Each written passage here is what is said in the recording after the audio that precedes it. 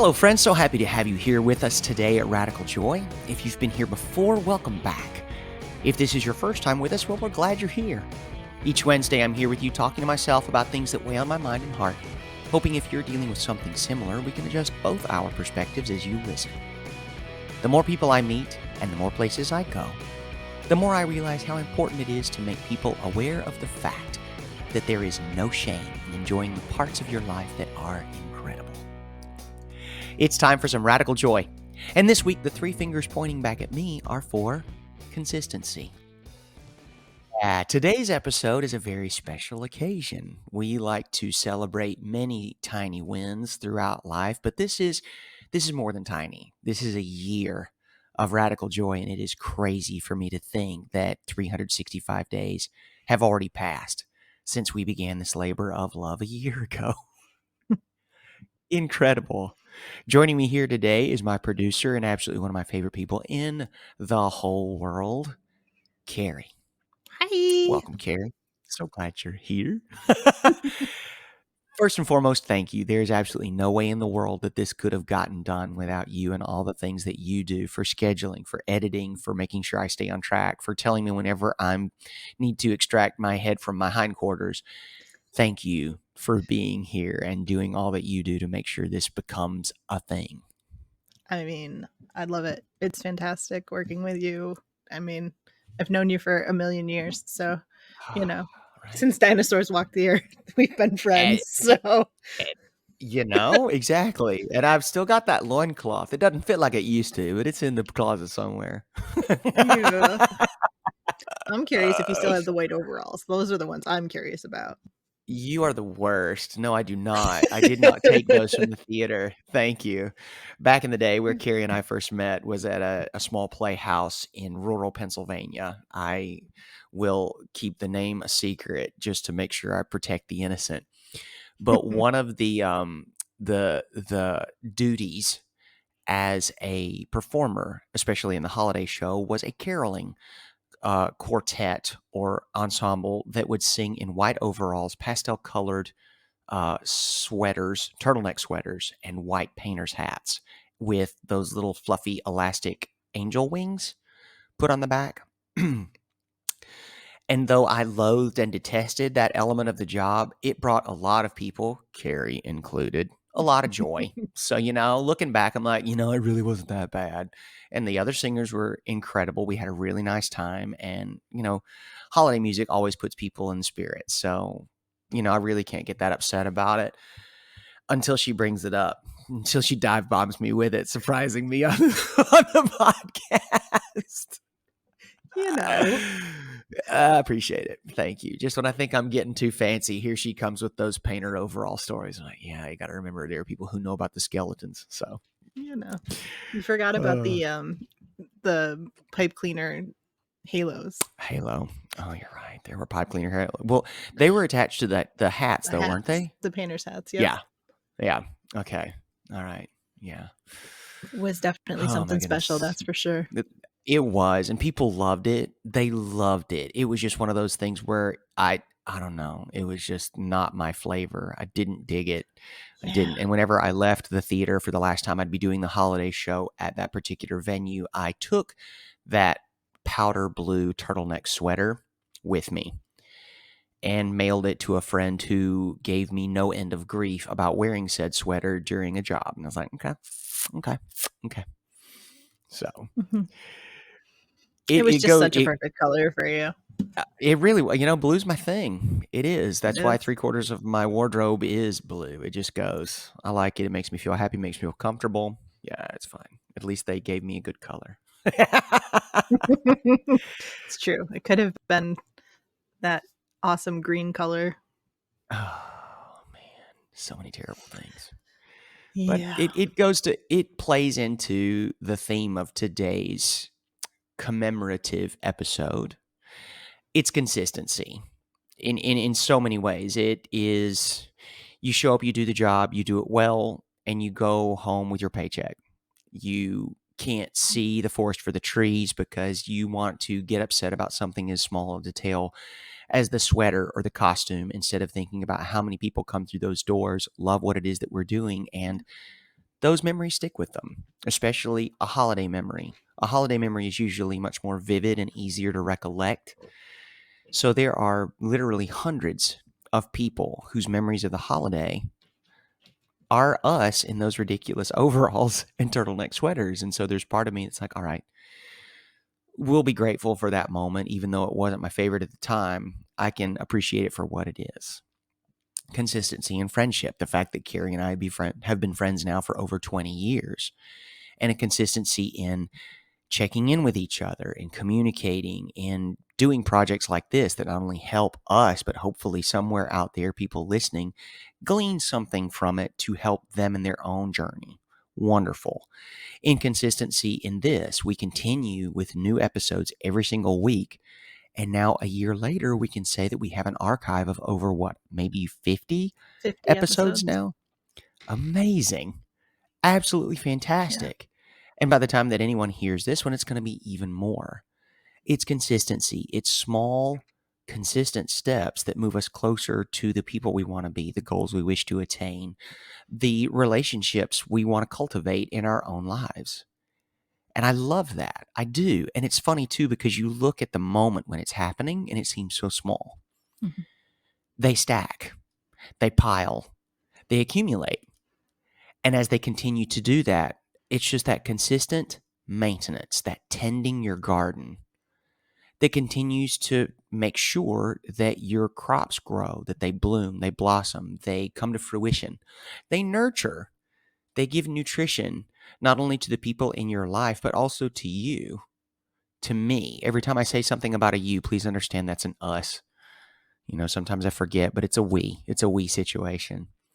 And it's just so nice to be able to look back at that I've lived long enough to know that the seeds that we planted decades ago are growing into beautiful trees and gardens that not only we can enjoy the shade of and enjoy the fruits of our labor, but there are people who look to people like us to hopefully do things like that in their own lives. That's not a brag, it's not a flex.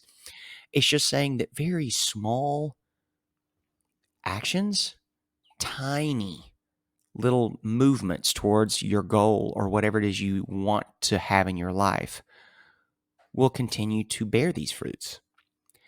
And also, I think it's important to make sure that we continue to talk about it's the small steps that matter the most. When you take the big leaps, sometimes you can't look around to see what's going on and to see the progress that you're making. And sometimes you need to look around to make sure that you're still on the path toward what you want to accomplish. And I think that's just a really important thing to keep in mind. People are like, I'm not getting there fast enough. The goal isn't to get there fast, friends. It's great if you do. Congratulations. You're better than 90% of everybody else. The goal is to get there and to make sure that you get as much out of the journey as you can while you're walking. So there's that little tidbit. I get so frustrated. Tell me if you feel this way, Kerri. I look around at my life and I'm just like, oh, I could be doing more. I should be in a different place than I am right now. Like I'm just so frustrated with what it is. And it's so irritating whenever I zoom out to look at the things that I have accomplished or where I am whenever I have these thoughts. I'm like, could you please sit all the way down? Could you please just be quiet and just be grateful for where you are right now? Do you have any kind of moments like that in your own life whenever you're just like, and you kind of overlook the stuff you've already done? Yes. It happens to me more often than I'd like to admit. Yeah. And it's because we have this perception of what we should be doing and how life should look and what everything should be. And I'm so tired of the shoulds. I think should is a word that I think we all need to remove from our Agreed. vocabulary. I think Hmm. it's one of those things that it creates such a higher extreme of anxiety for people to like find those moments to, well, I should be doing this right now. I'm 40 years old, so I should be, married with kids and living in a white house with a white picket fence. I don't know. But you have all of those shoulds of this box that society wants to put everybody in, but we don't fit in those boxes. Mm-mm. time has changed and life has changed and we don't fit in those boxes anymore. Agree. So now it's just trying to find that, hey, you did a great job doing XYZ thing. And now pat yourself on the back for it and take the next step. Agree. And sometimes that Yeah. pat on the back is what needs to push you forward. Yes. And sometimes you need to make sure it's not just like a tender pat. Like, I love that you just said that, because whenever you said that, it made an image in my mind of like, it's a pretty enthusiastic pat, Mm-hmm. because sometimes you're the only person that's going to do that for you. And if it's going to move you in the next, it's almost got to be a little bit of a shove to make sure you keep doing it. I think should needs to be a 4-letter word. It's ugly. We don't use that word around here. Yeah. We're nicer people than that. Because should is also one of those things that you don't come up with on your own. That's something somebody else has put on you. Mm-hmm. You're conditioned with the word should. By this age, you should have accomplished X. By this time in your career, you should be making X. And I'm just like, you and your exes need to see your way out, because I have stuff to do and it doesn't fit my timeline. It doesn't fit my goal. And I check in pretty regularly. And we talk about that a lot here on Radical Joy. Check in with yourself. Make sure what it is that you're doing is still serving you. And I love that, because I think that a lot of people get caught up in old dreams or old goals. A lot of people, meaning me too. And we 100% keep right there working with towards you. something that it doesn't serve us. And I don't think it's selfish. I don't think it is conceited to look back and check in and be like, okay, these are the things I'm proud of. These are the things I think would give me the most, let me see, joy in exchange for effort. I got to check in for that ratio every once in a while. It's like, is this really making me happy doing this, this, and this? And if the answer is no, then I need to adjust. I need to assess, and I need to put myself on a different kind of pathway. And I think that we've been taught to be more caring about the feelings of others than our own a lot of times. And I think, yes, it's very important to make sure that we watch out for other people as well. It's one of those things where I think that we need to, if we tend to our own stuff, we will need less from others maybe. And so we can all move forward instead of making sure that everybody else is okay around us before we can all start to move forward. Yeah, I think it's that thing of like, be respectful of everybody around you, Mm, 1000%, and prioritize yourself. Because how absolutely. many times have you said in the past year, you can't fill from empty? So if you're not taking care of yourself and you're not doing the things that you need to do to feel accomplished, to feel happy, to feel whatever you need to feel to keep yourself moving forward, whatever else you're doing isn't going to make a difference, because you're not going to Exactly. have the fulfillment you need, And I think you know? a lot of people discount the fact that there's so much more to be gained by still doing the things you want to do for others after you've taken care of yourself, because you're not working from empty. You've got more of a zeal for doing those things for other people whenever your needs are met. It it's a chore if you try to do that whenever you're not taking care of yourself. It's a joy whenever you know that your needs are met and then you come from a place of power to do it for others. Not control, but a place of like, I've got my own stuff in order. I'm feeling very sorted. I'm feeling grounded and centered. And now I have the opportunity to reach out and help other people that might be going through something right now. Sweet. This feels amazing. And because I have an abundance to offer, it gets done in record time. I feel very happy about what's done. And then everybody gets to move up. Well, and when you've accomplished those things for yourself, you have the serotonin boost, you have the dopamine boosts in your brain that physiologically allow you to be more capable to help someone else. You know, Mhm. when you take those moments for yourself and you go do something and you don't look at your life and go, oh, well, I have to keep doing this because I've been doing it for 20 years. And at 20 years old, I decided this was the thing I'm going to do. You know, how many of us, Yes. they used to call it, what did they used to call it? Midlife crisis. Now it's a new thing now. I don't remember what it is. Somebody I said don't it even to know me what the this other is. day. And I was Oh, like, okay, I okay. don't know what that is. And I looked it up and I was like, okay, don't put me in that box, but thanks. But Yeah. it's just this, at 20 years old, we barely know who we are. Our brains aren't even completely developed at that point, and we're expected to know what we wanna do for the rest of our lives. I Mhm. don't think there's anything wrong with doing it for as long as it serves you, for as long as it makes you happy, for as long as you feel like you're accomplishing things and moving forward, and when that day comes that it no longer serves, kick that to the curb. Time to move Exactly. on to something else. Yes. And as you get older, I keep talking like I'm some like white bearded whatever, as if I could grow a beard in the first place. I get so much less stupid the more years I have under my belt. And so to think that a decision I made in my 20s is supposed to dictate the rest of my life, it makes no sense at all. If you just want to approach it from like a reasonable, rational standpoint, that is not something I'd want to do. That's why you don't get tattoos in your 20s. It's just like, okay, if you get them in your 20s, I'm one of those people, by the way, and I still don't regret it. Great. It doesn't affect my entire life. The only time it affects me is for like the 2 minutes that I'm naked before getting into the shower, checking it out in the bathroom mirror. I'm like, yeah, I still dig it. Great. Your life is different than that one patch of skin. Okay. This is everything. It's how you interact with people, it's how you earn your living, it's how you love the important people in your life. You can't operate wisely from the same position in your 40s that you did from your 20s. And that seems like such a, well, yeah statement. And yet, and yet, people continue to do that. Mhm, So if you're waiting for the permission, please know that as part of the gift of being here on our anniversary episode, we, Kerri and James, Radical Joy, give you permission to look at your life and make the changes you need to so that you're no longer operating on the system that is however many decades old, especially if it's not serving you any longer. Assess it. Look at it, literally like a baby bird. Pick it up, hold it in your hands. Think about that whenever you're looking at it. What part of this needs nourishment and nurturing? What part of this needs pruning? Is there something you need to add to it to make sure that it's reaching its full potential? Is there something you need to stop adding in order for it to get to its full health?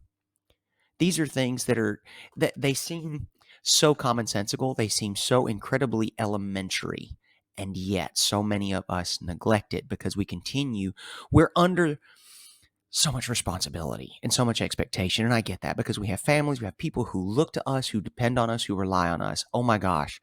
Thank you for being those people to the people in your life who depend on you. And also, please make sure that you continue to grow, because the bigger, the stronger, the better you are, the more easily and effectively you can care for the other people in your life. And they can look to you to know that you have taken the time to take care of yourself and you set good habits for them, mhm. especially if you have children, if you have people in your life that are looking to you as an example. It's not conceit, it's what an honor. And I get to be an example and live a healthy lifestyle for myself so they also develop these healthy habits whenever they move forward into the period of life that I now inhabit. Yeah, I mean, Please. it's so funny to me too because, you look at society today, and how many people are carrying around an iPhone 2 right now, right? Right. Yeah. We have no problem updating our standards for technology, but the minute we start to talk about updating our standards for ourselves, it's catastrophic. Yeah. It's like, Yeah. and it's just so funny because it's one of those moments, as you were talking about, taking care of yourself and setting good examples. I remember one of our very first arguments. If you can't see me, it's air quotes. And it was when we were working at another one of those theaters in Pennsylvania. Mhm. And I remember it was a day that we were having. There had been a whole bunch of rearranging of positions in the company, and it was just a simple like, look, I can tell that you're pissed off at me. So let's just have it out so that we can move on with our lives. It's that moment of, it's okay to be mad. It's not okay to huff around the room. Yes. right? It's that moment of it's okay to feel the feelings, but if your feelings are going to affect what everything else in your life is, you need to express those feelings. Yes. And by doing that, again, going back to consistency, doing that consistently, people come to expect it. People come to expect the honesty from you. People come to expect and respect and appreciate that they know exactly where you stand, what you're thinking, what you're feeling. And Mhm. that's James, honestly, one of the things that I appreciate the most about our friendship is the fact that I don't have to guess. There's no there's no guessing game. It's, you know what? I just can't do this right now. I will talk to you later. And Yes. it's never the ignoring, it's never the hanging up, it's never the things. It's XYZ statement. Mhm. It's a fact Yes. statement. And it has so little to do with the individuals as much as it does the situation. Because whenever I say anything like that to Carrie or she says it to me, I know she's having a rough day, and or I'm having a rough day, or whoever is, and we're just like, what I need is a snack and a nap. You know this about me. We can acknowledge this, and I will talk to you in roughly 8 hours and 17 minutes. 17 minutes to feed, 8 hours to sleep, and I will see you mañana. And it's so important to do that. It's did I do something? No, you didn't do anything. And it's getting to the point now where we don't even ask that. We just know. Because if it was something you did, I would have known about it already. Those kind of things. It's just keeping Exactly. that communication open. And it's I don't want to say it's sad. I don't like that word in reference to something like this, but it's gotten to a point now where people will walk away from a relationship instead of having a hard conversation. People meaning me. I mean, just so I'm not pointing any fingers that aren't actually curling back in my direction. Some of those relationships are better off like that. You walk away from them because of their lack of health, their lack of respect, any number of things. Then there are relationships in your life that deserve that honesty and will you can ease into it, okay? Brutal honesty is not something I love. I keep seeing this kind of floating around the internet about brutal honesty. No, you can keep that. Give me your kind honesty. Give me your constructive honesty. Those kinds of adjectives, when applied to honesty, yes, that. That is the honesty that I want. Whenever you're coming to me to tell me that my hair looks stupid because I'm about to walk out on stage in front of 800 people, that is constructive honesty. And I'm hoping you have a brush on you because I can't see it. Fix it. Help me. Great.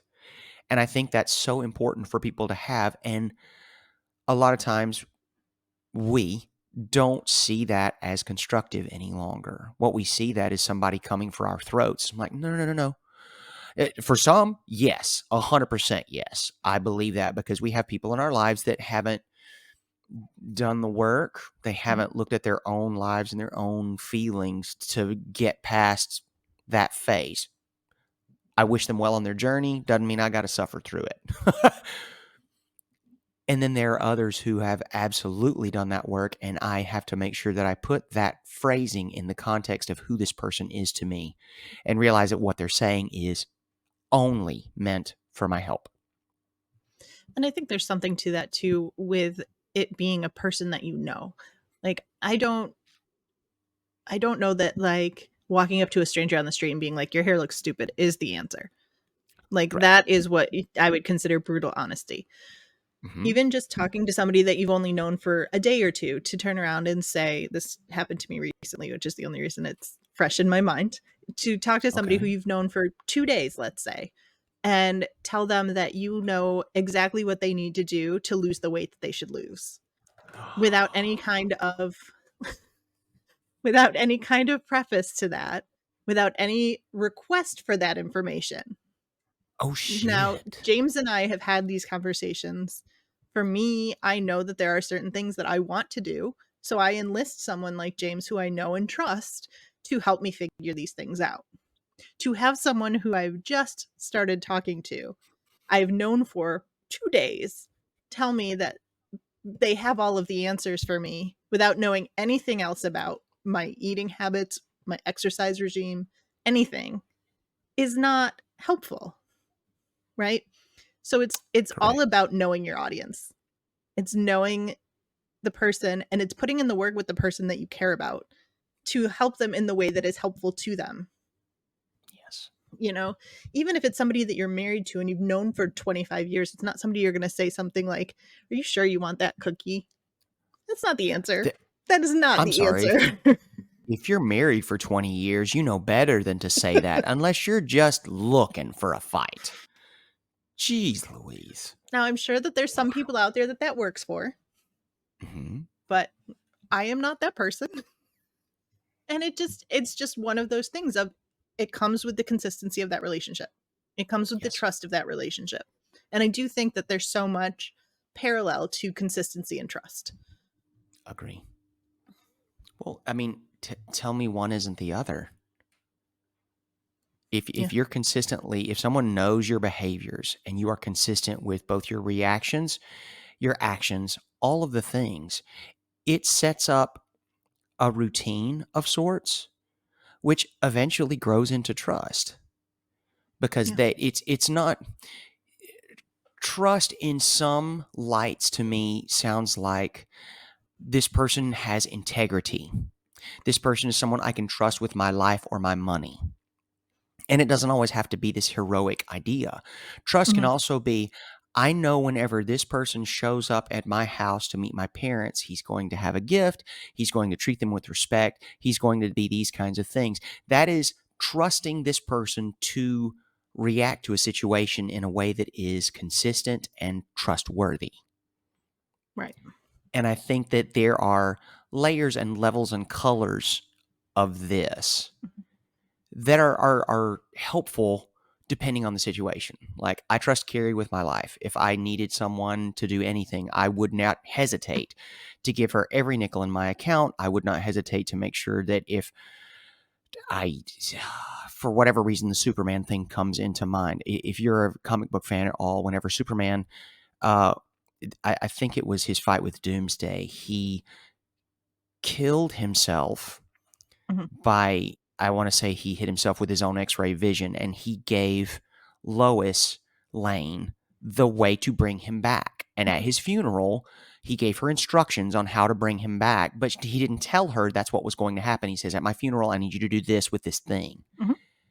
He trusted her with his life, and that's exactly the way I would feel about anything that I needed from Kerri. Like, yeah, that she's my person. I would 100% do that. I'm lucky to have a couple of people like that in my Mhm. life. I think that's more than enough. Right. Yeah. It's important to keep that very focused. So, That's I feel like I can't remember where we heard this. You'll remember as soon as I say it, but it's the triangle. It's not a circle of friends, it's the triangle. Like that it's was Special keeping K. yes. It's keeping that small space of collection of people who are even more than the inner circle. They're the few people that you can hand anything and everything over to. And like we joke all the time, with the help me hide a body. Like I know I could pick Yeah, up the phone and I could call James and I could say, I need you to be here right now, bring a shovel. yep. And with right now he's in Australia, so probably like 18 It would take hours. me a minute. Yeah, He exactly. would be he would be here with the shovel. Like, keep popping. Please don't do any Um, shovel stuff while I'm this far away. Thank you. yeah, Okay, no, please that's too continue. hard. But but it's you have those people that Yes. I'm also very lucky to have two or three of those people as well. That I pick up the Mhm. phone and as quickly as humanly possible, they will be at my doorstep with whatever I need. Yes. And I Well, just go ahead. no, I'm sorry, I didn't mean to interrupt. It's so good to know what questions you can ask what people for the answers that you need. If I need details and questions because I haven't thought something through all the way, or something that is crucially important, probably on some kind of crunchy timeline, Kerri is my immediate go to. She will think of all the details, all the supportive accoutrement that need to accompany it to make sure that it gets done and done well. Great. And whenever I have just a really crud day, which doesn't happen very often, but whenever it does, I will more than likely reach out to someone else because all I need is that momentary acknowledgement. That is awful. I'm sorry that happened to you because I don't want to talk about it. All I want to do is unload it. I need somebody to listen to what it is I got to say, tell me that I was right, that's crap. Sorry that happened to you, and we drop it. I don't want to hash it. What I want to do is snack and nap it and then wake up tomorrow better. I've unloaded it. That's all it needs. That's all the love it needs. That's all the attention it needs. And we're going to move forward. Yesterday was one of those days. I'm like, and I got it off my chest. 2-sentence reply. I'm sorry that happened to you. It's going to be better tomorrow situation. Yes, you're right. Thank you. Because sometimes it just needs to be hollered. It's important to have those Well, kind of people, even in a triangle. yeah, Go and ahead. it's like knowing the difference between, I can't remember where I heard this one either, but between the fluff and the tough. You know, you need to Ooh, know that you have a friend that you can go to and say things, and you're going to get tough love. You're going to get the, maybe not the answers you want to hear, but you're going to get answers. You know, yep. when you have a friend like me, I am well aware that I am a person who is a worrier and a planner. A So solution person. most of my answers are very much 15 different ways that things could happen, and we'll Hmm. have a result for each of them. Yes. And sometimes that's what you need. Sometimes you need the tough person to be like, okay, but you also have to remember that this could go this way. Yes. And then sometimes you need Yes. the fluff. You need the person who's just Hmm. going to say, yep, you're 100% right. You actually did everything you could, and screw them. Like, you Yes. know, Yes. it's the difference. Exactly. Oh, How I Met Your Father. That's where it came from. Um, Oh, okay. and it's just exactly that, you know. And sometimes you have a friend that can do both. You just have to know how to tell them which one you need. Yep. And I'm lucky, and Yep. James is that person. You know, he very much is like, okay, wait, I need to know what you need right now. What Right. do you need me to do Where are right we now? going with this? Yeah. And it's awesome. I love that we have the relationship where I can ask those questions with you. It's like, okay, because again, the honesty I give you is never going to be brutal. It may not be what you want to hear, but I promise you it is tempered with love and respect and admiration for the person you are and our friendship. And it's always prefaced that way And too. always, always, because you can't take anything for granted. My friends Josh and Layla have this amazing relationship, and it looks so lovely on the outside. I have the unique opportunity to know how it works on the inside as well because I spend so much time with Josh, sublet their apartment in New York, etc., to know that they are constantly working on their relationship. It is the centerpiece of their lives. It is not a codependent thing. That's not it at all. They are in constant communication over whatever technology they have whenever they're in the same room. I have never seen more thorough communication on basically any and every topic to make sure that feelings aren't hurt, to make sure that they express their opinions and positions on every standpoint as clearly as possible. And that leads to the growth that people see in their relationship between each other. Make no mistake, the pretty pictures you see on social media are lovely. I wish my relationship was like theirs. I do too. Because I think if everyone communicated as thoroughly as they do in their relationships, you could easily have that. Or you would know pretty soon that you needed to find yourself in another relationship. And I think sometimes people are a little scared of that. They don't know it and they don't necessarily want to know it because it might have a less than favorable outcome. Oops, I said it. So there's so much that we base off of these social media posts that we Yeah. see, you know, oh my gosh, everybody's life is so Yes. perfect. But Right. there's so few creators that are honest about Yeah. everything in their life, right? True. And then the worst part is, and I just watched this happen with a creator that I'm very fond of and I follow very much. And I love watching his videos, but he went just a little bit off of his like teeny tiny square Planned. of Hmm. like, this is where I live. And you know, his catchphrase is fruit for thought. And the minute that he did a video where he talked to the camera without a piece of fruit in his hand, you would have thought the world was ending. Yeah. He is a amazingly talented musician. Mhm, And he posted a song that he created 15 years ago for like a throwback day. And mhm. the comments blew up. And it's so frustrating because he's so talented Yeah, to see things like that, to see just, you're only seeing this much of a person on social media. You're not seeing, there's so many of those videos.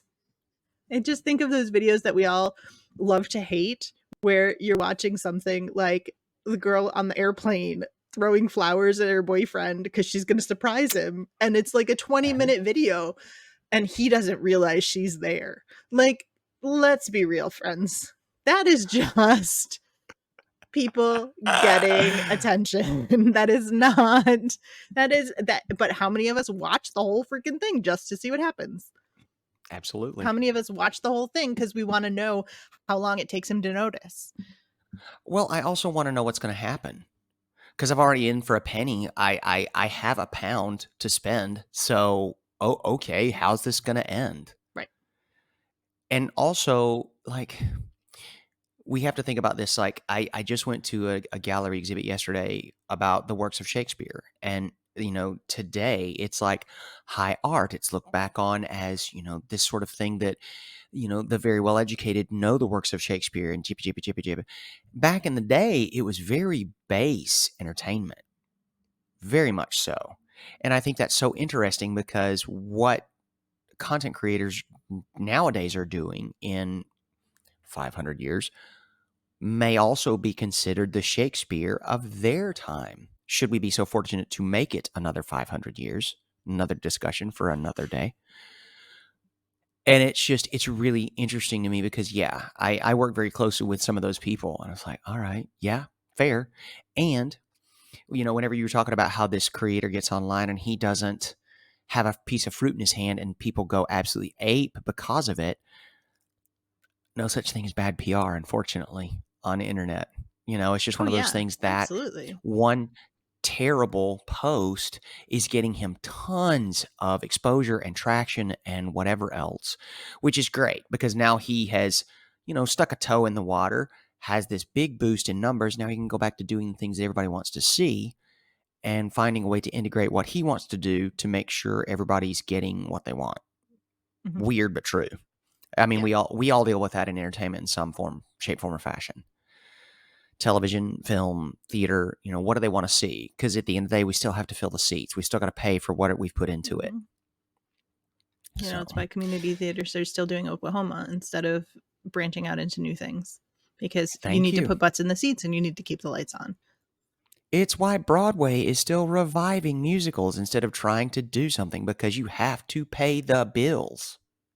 People don't Yes. realize how much money goes into renting a Broadway theater, keeping the lights on, hiring union professionals to make sure that you get the best of the best.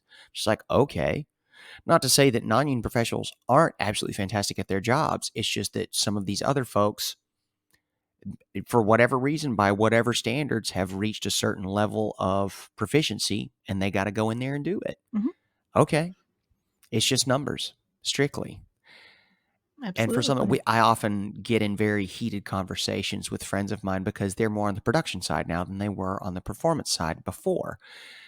And I get very fluffy very quickly because they're talking about like, well, the director's vision isn't being met whenever we blah, blah, blah, blah, blah. I was like, yeah, but whenever you do blah, blah, blah, X number of people aren't working those union jobs anymore. And whenever you cross that bridge, you burn it Mhm. because people now have a way of getting around that specific thing in order to meet the director's vision. Whenever production often has a very heavy mindset on save that dollar because this is costing all of us millions. Okay. I mean, Well, I don't think it's weird to face the fact. I think it's odd that you want to shift the reasoning. That's all. and it's interesting to me too, and this ties into that consistency piece of things. Ticket prices for Broadway shows, ticket prices for movies, ticket prices, everything are going up. But the quality Yes. that I'm getting, I had a friend of mine who's a music director recently went and saw 4 or 5 shows in Broadway and was Hmm. frustrated because we're now, of the 5 shows I think he saw, 3 of them were pre-recorded music. At a And he Broadway was show. frustrated. Yeah, and he was Sure. frustrated because he's like, "I paid the same ticket price I would have paid for a full orchestra, so where's that money going?" Because now we're not Thank paying you. those 15, 20 musicians. We're not paying, and it makes me think of things like a million years ago when one of the major production companies wanted to replace a bunch of the ensemble dancers with animatronic creatures. Right. I'm trying not to give it away. Um I think we're and there. It's okay. yeah, I don't know how else to do it.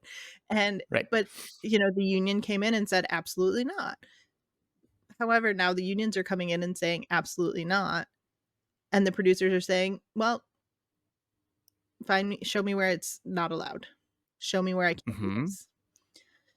And it's frustrating because it's just you, the consumer, are paying the same price. So again, where is the money going? Is it actually Mhm. going to the performers because we're now paying performers more? I don't think that's what's up. I don't think so either. I Um, don't think that's where we are. I mean, I feel like that's why we're sitting where we're sitting with the AMTPT. And, Mhm. And and WGA, exactly. yeah. Wholeheartedly agree. Well, especially, people keep saying with the advent of AI and these kinds of things. I'm like, yes, it's a wonderful tool. It is not the beginning and the end of the art.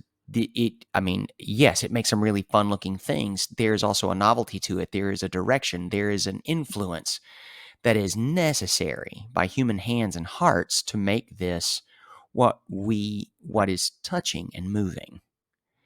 And I think a lot of people are sort of missing out on that as long as the bottom line gets met. It's like, we're only trying to fight because we know better. We've seen it. And why your memory is so short and ours has the capacity to stay a little bit longer, I don't know. I'm not invested in this monetarily like others are. I also think that a lot of people that are going to see Broadway shows, if you've never seen a Broadway show before, don't know to look for the kind of quality and level of professionalism that we have seen in years past. And so when they see it, they think, oh, okay, this is what a Broadway show is, not knowing, golden agers or any of these other kind of things of people really stepping up and doing the thing and being and marveling at the talent on the stage and what people are able to accomplish through stagecraft and lighting and a perfect sound. Oh, it's just they may never know because we continue to move away from it because the necessity, monetarily speaking, continues to rise while what the people who actually make the magic happen, their wages sort of stagnate. It's like, well, okay, Mhm, this is on a lot of us. It is. So, all right, to steer us a little bit farther back to the consistency, that's another thing. Consistent improvement, consistent work at what it is that you do, small steps. These people who have reached this level of proficiency on a Broadway stage, singing, acting, dancing, years of training, of practice, rehearsal, coaching, all these kind of things to reach the level of proficiency they are. And it's okay to expect that level. And it's okay to know that you can reach it through small, consistent steps. mhm, It didn't happen overnight. These people didn't have these skill sets that are so much farther beyond, just Corky Bell in your hometown. They continued to work at it. Not to say that that isn't a fantastic farming ground. That's a wonderful place to start, and you continue. You move on. You move forward. You never stop. That's it. It's something I write in my journal all the time. Make me stronger, smarter, better. Please help me to figure out what it is that I need to do in my own life so that I can continue moving up or forward. And I hope that doesn't come across as a conceit or a haughty anything. It's just, I can't help feeling like the more capacity I have and the more I look to make in my own like circle of influence, I guess, the easier it'll be for me to really be able to show up for me and show up for others if they need me. I think that is the important thing too. of like having these people in our lives that teach us those things, right? Who can, someone who's been there before, to kind of Yes. give you a hand and help you up and be like, hey, okay, so you just stepped on that landmine. So now while you recover, I'm going to show you how to avoid these other four Yes. on the way out. If you want it. Right. I'm always so careful with that because yeah, sometimes God love them. I have some of the most stubborn friends. Oh my God. I love them for it. I'm not looking at anyone in specific, just so we are 100% clear. What I am saying is that they're very self-sufficient and I love that about them. It makes it one of those things that's just so great. And also, whenever they come in contact with something like that that isn't pleasant, they've run into the thing that I I don't want to say I knew was going to happen, but I had a pretty good idea that that was going to occur. I can't fault anybody for learning on their own. Mhm. I can't. I won't because there is something crucial in learning that lesson on your own time in your own way. Because the way that you respond to it will be as unique as a fingerprint to Mhm. every individual that does it. And the lesson you learn from that can influence so many other decisions you make in your life, not from a position of fear, but a position of wisdom. Mhm. Oh, this looks very similar to the thing that I did here, and I didn't like that outcome. So I'm probably going to approach this differently, and that's going to give me a lot more favorable outcome as far as my perspective. And that's a lot of words to say, I didn't like this, so I'm going to do it differently so I like it more. Mhm. Great. Yeah. And it didn't involve me at all.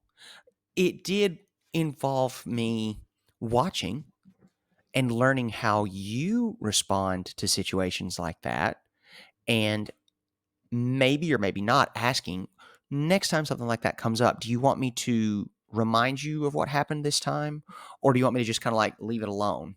I just want to make sure because it seemed like you had a really hard time with the outcomes of that. And if I'm reading that wrong, I apologize.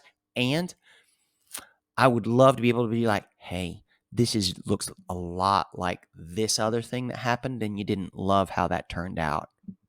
Is that okay to say? You know, those kind of things. Approach it tenderly and still Absolutely. care enough about your person to say it. Absolutely. None of us love watching our friends, who touch the eye on the stove, go back and are like, maybe I'm going to do this again because it looks different. So maybe I'll be okay. You sure you want to do that? Is that Are you really what are you you want? are you are you okay? And then you have friends like me who are like, yeah, I think it's going to be different this time. It'll be okay. And then And that's okay. yeah. And then it's, yep. And I burned my hand But again. But and I'm standing right there with the Neosporin and the bandage. exactly. If you want it, Exactly. it is what it is, and Just that's touch your just it. It's earlobe. You'll not be my fine. job. It's not my place to protect my people. If they don't want it, it's not my place. And that is okay too. Hmm. Now, if protecting your people means literally protecting them, that is 100% my room. And I will Yes. take whatever ugly and awful comes from that because if that is a literal statement and not a figurative one, they're just going to have to die mad about it. If it's one of those things that, like, ooh, that could have gone differently and probably a little bit less god awful, not my place. Hmm. Relationships are like that. Romantic relationships, whenever you get into something like a car, a home, something like that, okay. It's not my job to help you make the decision unless you ask me. It is my job to support you in all the things that you do because we're friends. That's what we do. And we have built that Hmm. trust through consistent actions to and for one another to make sure you know that whenever you need this, I'm here for this. And if you need something else, you know that it's your responsibility to communicate that to me so I can be that person. I got both. Absolutely. Absolutely. And it's also one of those things too that I think it's so hard for so many of us right now to be able to ask for help. Oh, I know that God. there have been many times in my life where I have been really struggling and have had friends, James especially, who have been able to say to me, "Okay, you need to tell me what you need right now. Do you need me to get in the car? Do you need me to be there? I need you to say it." And I said Mhm. it and he was there. And it's that piece of things. It's there's nothing wrong. You are not weak if you ask for help. Yep. Like, the consistency of a person is so based on who you are that we forget sometimes that who we are is partially what we need. Yes. Oh, that's beautiful. Yeah. Well, and two, since we're talking about consistency and the way that you were phrasing it, I have consistently never asked for help, so I don't want to break my streak now. And so, first of all, yuck. And on the other side of that coin, congratulations, because you have finally grown past your independence or your idea of independence to be able to be strong enough and vulnerable enough to ask the people who care about you the most for help. That is a growth indicator. That is a trust gift. It is not weak or leaning on someone too much. What it is telling someone whenever you are dealing with something beyond your capacity and trusting them to either help you with it or to be honest enough with you to say, this is not my area of expertise. Can I find someone else who I think would be a good fit for this need? Oh, didn't realize that was an option. Sure is. Sure is. I am ill equipped to help you with X, but my friend down the road has dealt with a lot of this, and I trust them to help you. Is that okay? Uh, y- yes, because now that I have opened up, I have trusted you enough with my underbelly, you're going to find a way to help me make that better.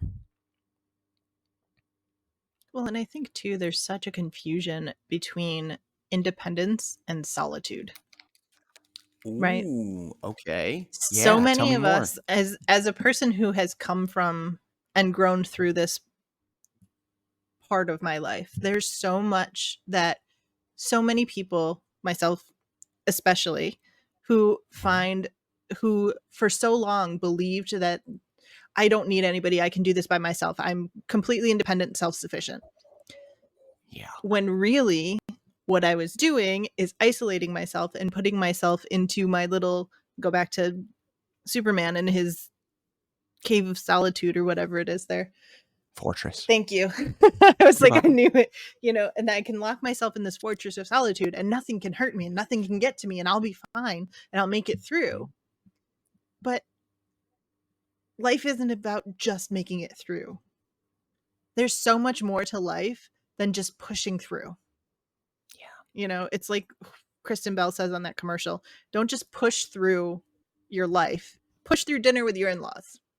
Don't push through your life. nice. Like, it's that thing of like, there's so much more to be enjoyed once you realize the separation of solitude versus independence. You can still be independent and still ask for help. Absolutely. Some of the best relationships I've seen as well, romantic and otherwise, are people who enjoy each other's company but can still be their own person.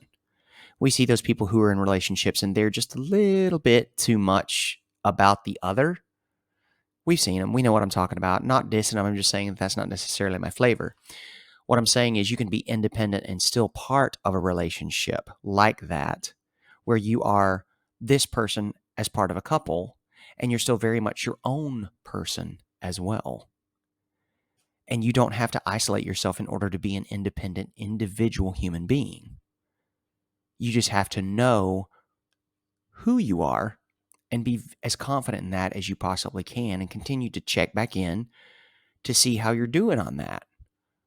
I think we all sort of like ebb and flow with something like that. You're just like, okay, how am I feeling today? What's the deal? How am I?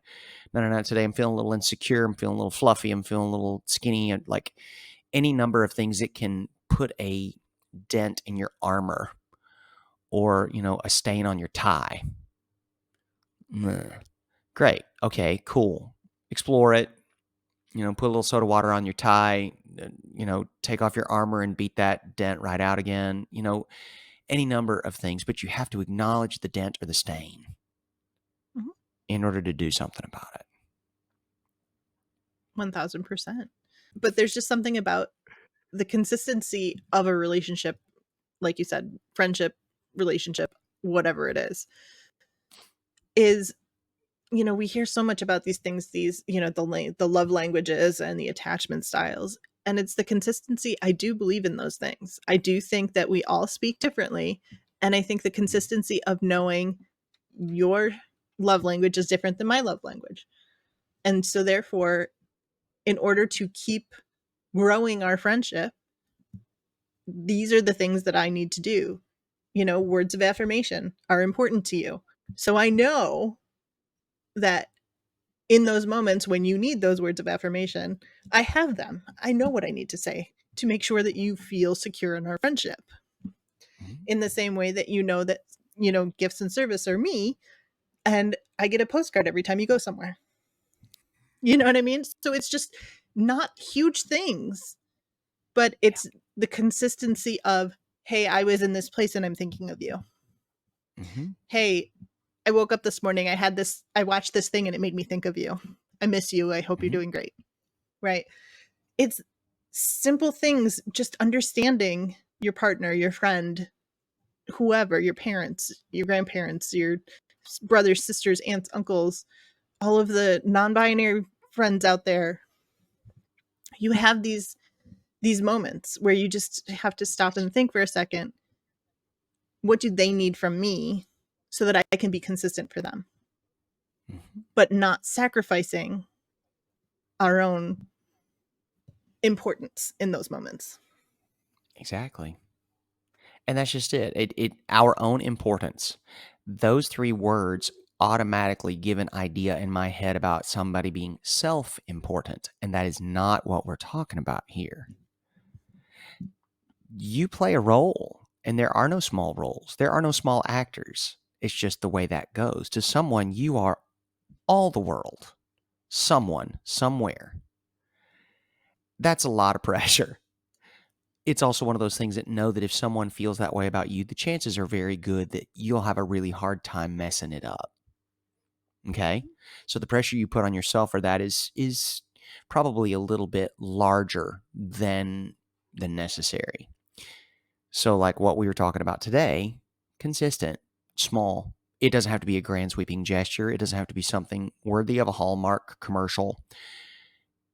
It's just knowing your audience and giving it to them. Whatever that thing, word of affirmation, a gift, a service, any of these things can be tokens, can be moments, just seconds out of your day that make someone feel that much more secure in the relationship that they have entered into with you.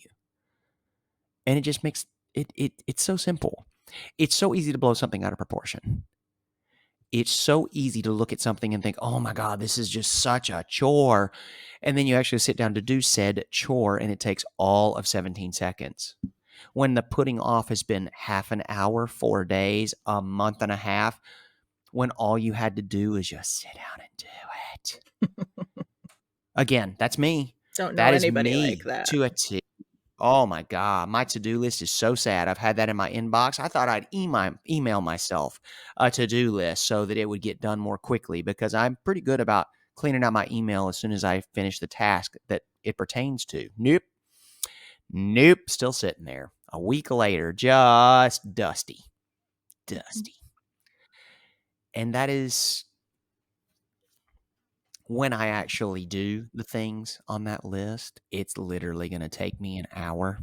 An hour. And because I know this and feel silly that it's only going to take me an hour to do those things on that to-do list, I continue to procrastinate about it. Whenever very small steps, I know in my advanced higher level thinking brain, that's the case. My lizard brain continues to say, don't do it. And so it But sits in this the will be more inbox. fun, James. Oh, and that's the truth. God knows there's always a list of that waiting because I consider basically root canal to be more fun than addressing those things on my to-do list sometimes. Silly, ridiculous. So, but all to say, if we get out of our own way, if we realize that every step is a step in the right direction, as long as we continue to check in with ourselves and our goals and what it is we really want to do, small steps are more than sufficient to reach it.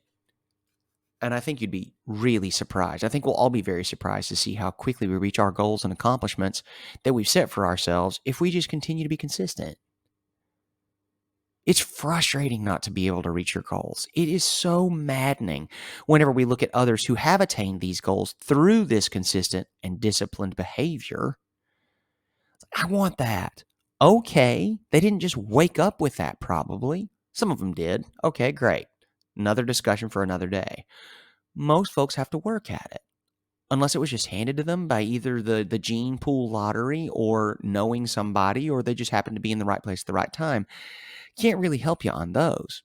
For other people who've reached it through effort, I'd be willing to bet money that's their formula. So, Yep.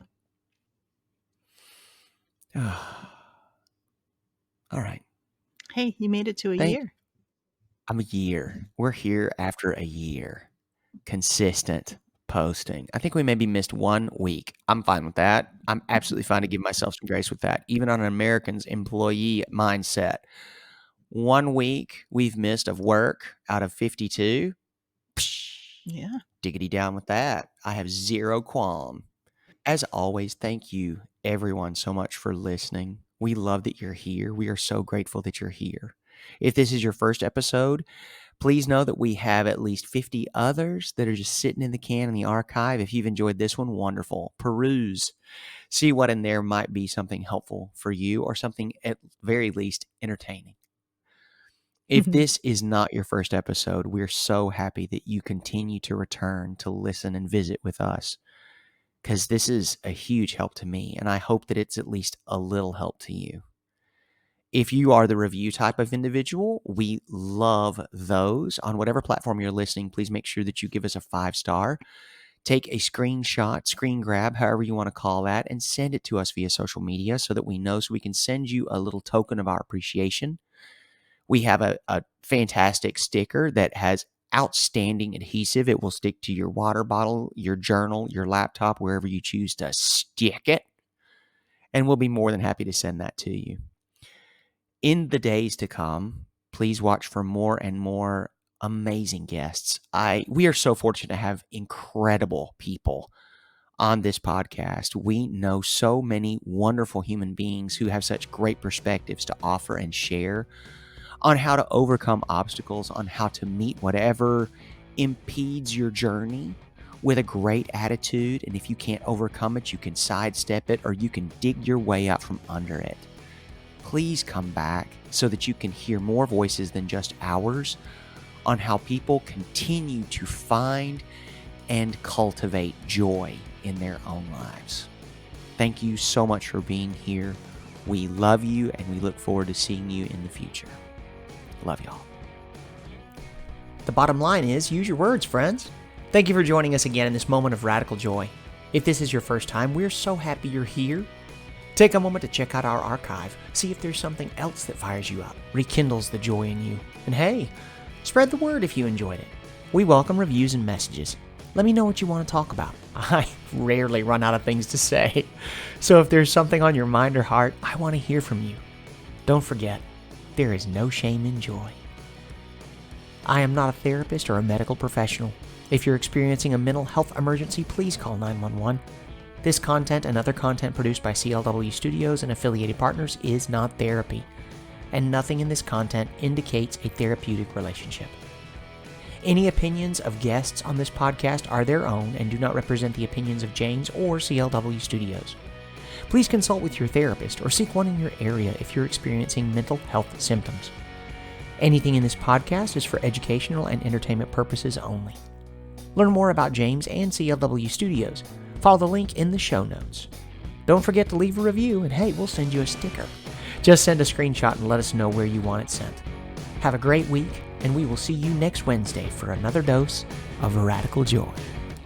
Love y'all.